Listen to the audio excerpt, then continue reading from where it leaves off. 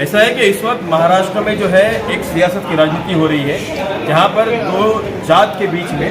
आपस में जो है जिस तरीके का फसाद खड़ा किया जा रहा है, जिसमें मराठा हो या ओबीसी हो। और इसलिए पहली कोशिश मतलब जिन्होंने ओबीसी को आरक्षण देने का काम किया था वो आदरणीय शरद पवार साहब, जिन्होंने मंडल आयोग की भूमिका के माध्यम से इस ओबीसी वर्ग को आरक्षण देने की भूमिका रखी थी। इसीलिए आज महाराष्ट्र में और व्यक्तिगत तौर पे इस मराठवाड़ा में आकर हम जो है ओबीसी के इस माध्यम से मराठवाड़ा विभागीय बैठक के माध्यम से आज हम यहाँ पर आज ओबीसी के कार्यकर्ताओं की बैठक रखेंगे। और आने वाले दिनों में जो है ओबीसी और मराठा के जात के बीच में जिस तरीके का वाद निर्माण किया जा रहा है, जिस तरीके का जो फसाद निर्माण किया जा रहा है, उसको लेकर हमारा हर एक कार्यकर्ता जो है वो हर गांव-गांव में जाएगा और गांव-गांव में जाकर जिस तरीके से ओबीसी को गुमराह किया जा रहा है, जिस तरीके से ओबीसी के आरक्षण को लेकर गलत भूमिकाओं को सामने लाया जा रहा है, जिस तरीके के ओबीसी के प्रमुख मुद्दों को जो है वो पीछे किया जा रहा है, इसलिए जातीय जनगणना के आधार पर हमारा हर एक कार्यकर्ता गांव-गांव में जाकर छोटी-छोटी बैठकों के माध्यम से गांव के हर शख्स को, हर वोटर्स को, हर व्यक्ति को इतला कर देगा। इस तरीके से जो है वो हमारे और मराठा समाज के बीच में जो वाद चला जा रहा है उस वाद को खत्म करने की कोशिश की जाएगी। सर, मुस्लिम समाज में ओबीसी लोग आते हैं, इस अवसर पर मुसलमानों को कैसे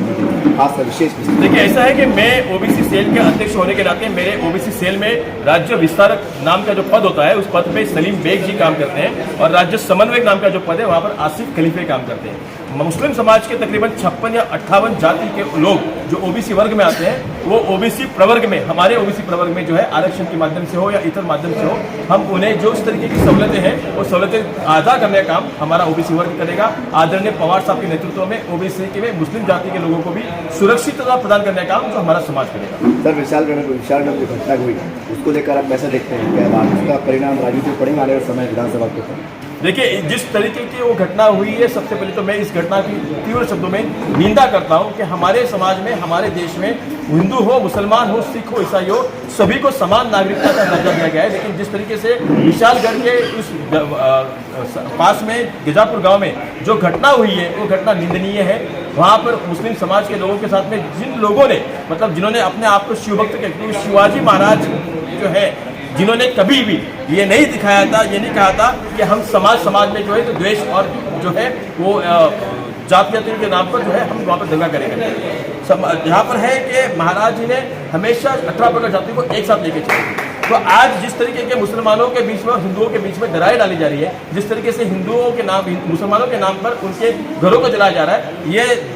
मतलब व्यक्तिगत तौर पे मेरे लिए ये बहुत ही दुखदायक और क्लेशदायक घटना है। इसका हम निषेध तो करते हैं, लेकिन हम मतलब हमने कार्रवाई की मांग की थी कि हमने कहा था कि जिन जिन लोगों ने ये काम किया हुआ है, जिन जिन लोगों के पास ये कांड हुआ है, उन पर सख्त कार्रवाई हो और उन्हें सजा हो। सर, आपके बाजू में खड़े फैसल खान साहब हैं, फैसल भाई है, नूजा भाई, ये माजी नगर सेविका है, महिलाओं की औरंगाबाद शहर में, संभाजी नगर में ताकत रखती है, ये आपकी पार्टी में प्रवेश हुए, कैसा लगता है? इसके क्या कहेंगे? इसका आश्वासन? बड़ी ताकत मिली है हमें, क्योंकि हमें ताकत जो थी वो हमें ताकत आज तक हमारे कार्यकर्ताओं की थी, लेकिन जिस तरीके से समाज से लोग आगे आ रहे हैं, चाहे वो हिंदू हो या मुसलमान हो, ईसाई हो या सिख हो, चाहे वो ओबीसी हो या मराठा हो, आज जिस तरीके से लोग आगे आ रहे हैं, समाज से लोग आगे आ रहे हैं और आगे आकर शिव फुले शाह अंबेडकर के विचार की धाराओं में चलने वाले आदरणीय पवार साहब के पक्ष में एकजुट होकर, एकत्रित होकर, एक संघ होकर काम करने की कोशिश कर रहे हैं। मुझे लगता है कि आने वाले दिनों में महायुति और मनुस्मृति का विचारों को लेकर चलने वाली जो सरकार है, भारतीय जनता पार्टी की प्रणीत सरकार जो है वो गिरने में वक्त नहीं लगेगा। सर, लोकसभा के चुनाव है, उसके अंदर खासकर महाराष्ट्र से एक भी मुस्लिम उम्मीदवार टिकट नहीं दिया गया